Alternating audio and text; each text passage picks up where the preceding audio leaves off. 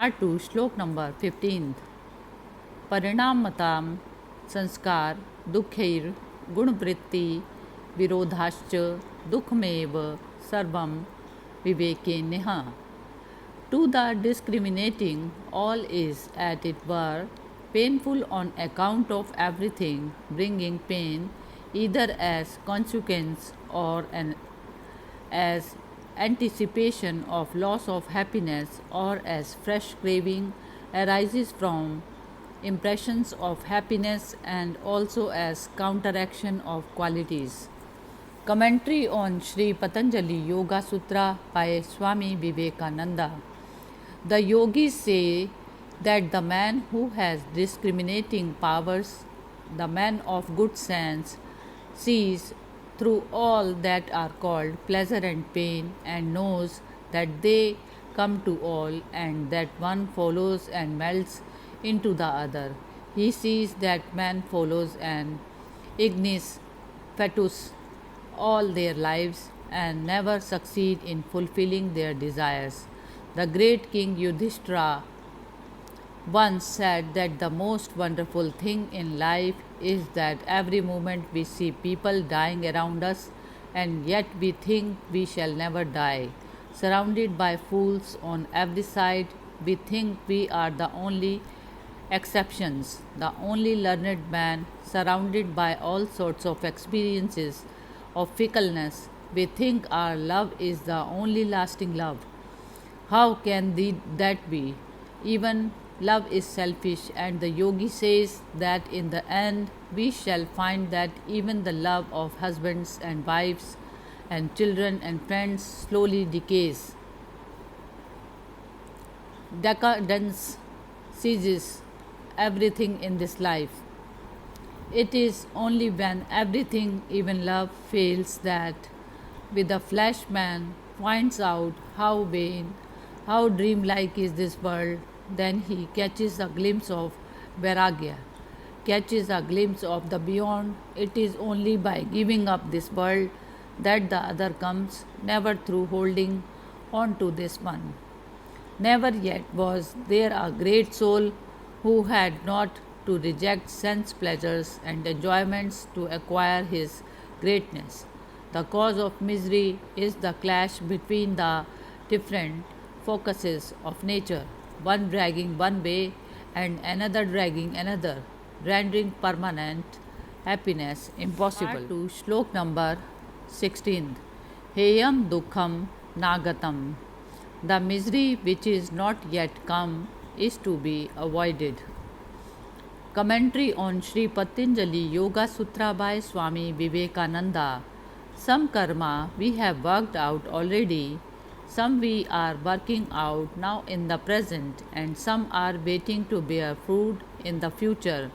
The first kind is past and gone, the second we will have to work out, and it is only that which is waiting to bear fruit in the future that we can conquer and control, towards which and all our forces should be directed. This is what Patanjali means when he says that sanskaras are to be controlled by resolving them into their casual state. Shlok number 17 Drishta Drishyayo Sanyogo He Hetu. The cause of that which is to be avoided in the junction of the seer and the seen. Commentary on Sri Patanjali Yoga Sutra by Swami Vivekananda. Who is the seer? The self of man, the Purusha. What is the seen? The whole of nature, beginning with the mind down to gross matter. All pleasure and pain arise from the junction between this Purusha and the mind. The Purusha, you must remember, according to this philosophy, is pure. When joined to nature, it appears to feel pleasure or pain by reflection. Part-2 Shlok number 18 Prakash Kriya Sthiti Sheelam Bhutendriyatmakam Bhoga Pav Gortham Drishyam. The experienced is composed of elements and organs, is of the nature of illumination, action and inertia, and is for the purpose of experience and release of the experiencer. Commentary on Sri Patanjali Yoga Sutra by Swami Vivekananda. The experienced that is nature is composed of elements and organs. The elements, gross and fine, which compose the whole of nature, and the organs of the senses, mind, etc., and is of the nature of illumination, sattva, action, rajas, and inertia, tamas. What is the purpose of the whole of nature? That the Purusha may gain experience. The Purusha has, as it were, forgotten its mighty, godly nature. There is a story that the king of the gods, Indra, once became a pig, wallowing in mire. He had a she pig and a lot of baby pigs and was very happy. Then some gods saw his plight and came to him and told him, "You are the king of the gods. You have all the gods under your command. Why are you here?" But Indra said, "Never mind, I am all right here. I do not care for heaven while I have this soul and these little pigs." The poor gods were at their wits' end. After a time, they decided to slay all the pigs one after another. When all were dead, Indra began to weep and mourn. Then the gods ripped his pig body open and he came out of it and began to laugh when he realized what a hideous dream he had had. He, the king of the gods, to have become a pig and to think that pig life was the only life. Not only so, but to have wanted the whole universe to come into the pig life. The Purusha, when it identifies itself with nature, forgets that it is pure and infinite. The Purusha doesn't love, it is love itself. It doesn't exist, it is existence itself. The soul doesn't know, it is knowledge itself. It is a mistake to say the soul loves, exists, or knows. Love, existence, and knowledge are not the qualities of the Purusha, but its essence. When they get reflected upon something, you may call them the qualities of that something. They are not the qualities but the essence of the Purusha, the great Atma, the infinite being without birth or death, established in its own glory. It appears to have become so degenerate that if you approach to tell it you are not a pig, it begins to squeal and bite. Thus, it with us all in this Maya, this dream world where it is all misery, weeping and crying, where a few golden balls are rolled and the world scrambles after them. You were never bound by laws, nature never had a bond for you. That is what the yogi tells you. Have patience to learn it, and the yogi shows how, by junction with nature and identifying itself with the mind and the world, the Purusha thinks itself miserable. Then the yogi goes on to show you that the way out is through experience. You have to get all this experience, but finish it quickly. We have placed ourselves in this net and will have to get out. We have got ourselves caught in the trap and we will have to work out our freedom. So get this experience of husbands and wives and friends and little loves. You will get through them safely if you never forget what you really are. Never forget this is only a momentary state and that we have to pass through it. Experience is the one great teacher, experience of pleasure and pain, but no, it is only experience. It leads step by step to that state where all things become small, and the Purusha so great that the whole universe seems as a drop in the ocean and falls off by its own nothingness. We have to go through different experiences, but let us never forget the ideal. Shlok number 19. Vishesha Vishesh Ling Matra Lingani Gun Parvani. The states of the qualities are the defined and the undefined, the indicated only, and the signless. Commentary on Sri Patanjali Yoga Sutra by Swami Vivekananda. The system of yoga is built entirely on the philosophy of Sankhyas. According to the Sankhyas, nature is both the material and the efficient cause of the universe. In nature, there are three sorts of materials: the sattva, the rajasa, and the tamas. The tamas material is all that is dark, all that is ignorant and heavy. The rajas is activity, sattva is calmness. Light, nature before creation is called by them avyakta, undefined, and indiscrete, that is, in which there is no distinction of form or name, a state in which these three materials are held in perfect balance. Then the balance is disturbed, and the three materials begin to mingle in various fashions, and the result is the universe. In every man also these three materials exist. When the sattva material prevails, knowledge comes; when rajas, activity; and when tamas, darkness, lassitude, idleness, and ignorance. According to the Sankhya theory, the highest manifestation of nature, consisting of the three materials, is what they call Mahat or intelligence, universal intelligence, of which each human intellect is a part. In the Sankhya philosophy, there is a sharp distinction between manas, the mind function, and the function of the buddhi intellect. The mind function is simply to collect and carry impressions and present them to the buddhi, the individual mahat, which determines upon it. Out of mahat comes egoism, out of which again comes the fine materials. The fine materials combine and become the gross materials outside, the external universe. The claim of the Sankhya philosophy is that, beginning with the intellect down to a block of stone, all is that product of one substance, different only as finer to grosser states of existence. The finer is the cause and the grosser is the effect. According to the Sankhya philosophy, beyond the whole of nature is the Purusha, which is not material at all. Purusha is not at all similar to anything else, either buddhi or mind or the tanmantras or the gross materials.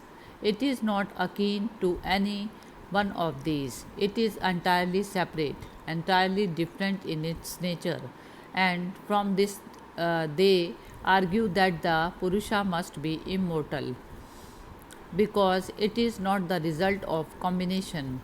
That which is not the result of combination cannot die. The Purushas or soul are infinite in number. Now we shall understand the aphorism that the states of the qualities are defined, undefined, indicated only, and signless.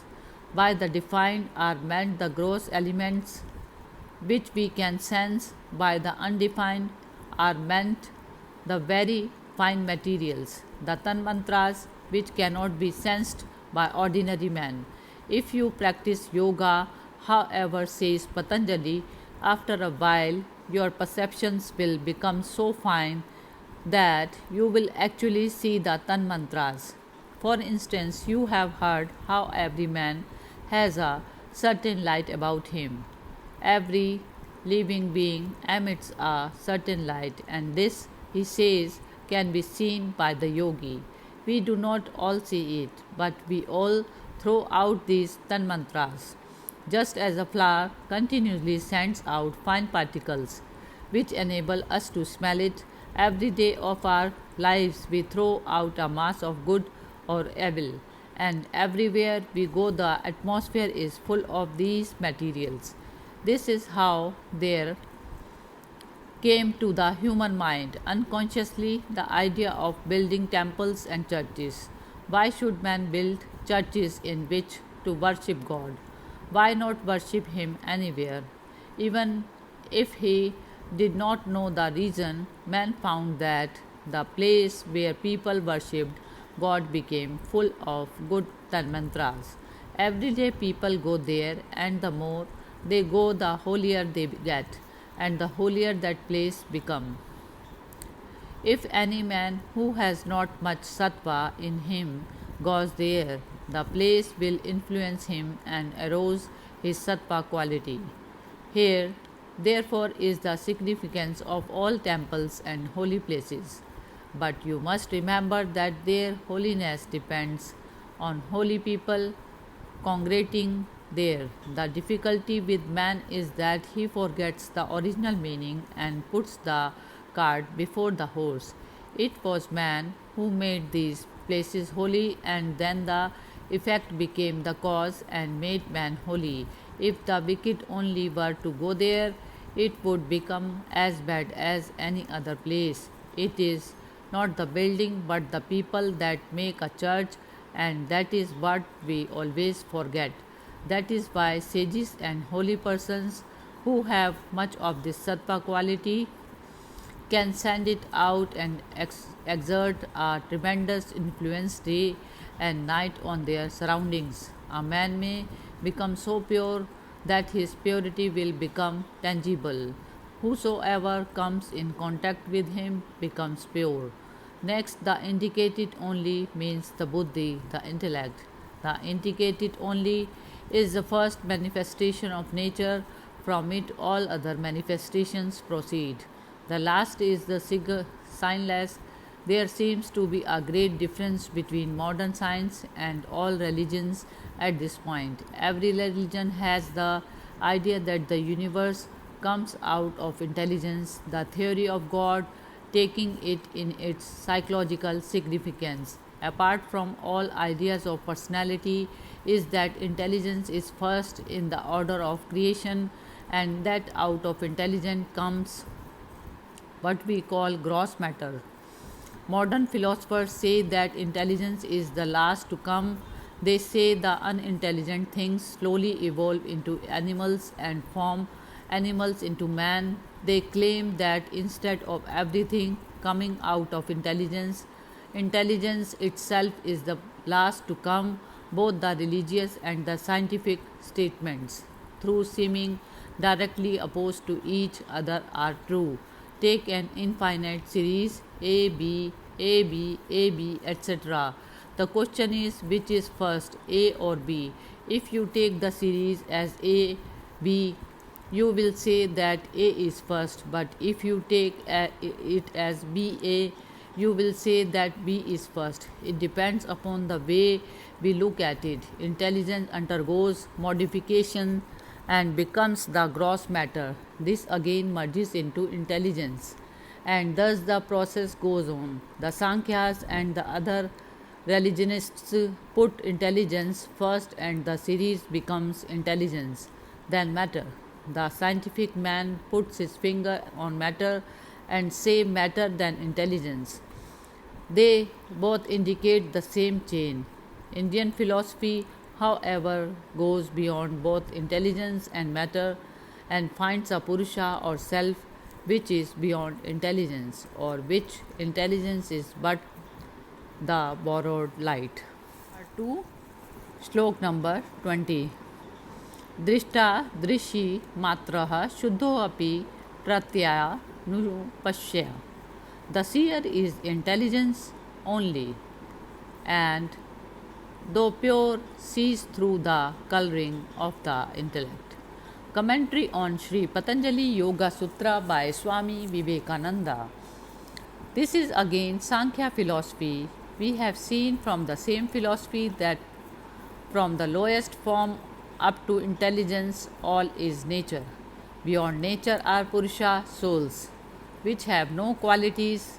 Then how does the soul appear to be unhappy or happy?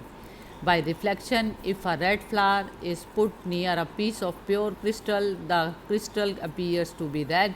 Similarly, the appearances of happiness or unhappiness of the soul are but reflections. The soul itself has no colouring.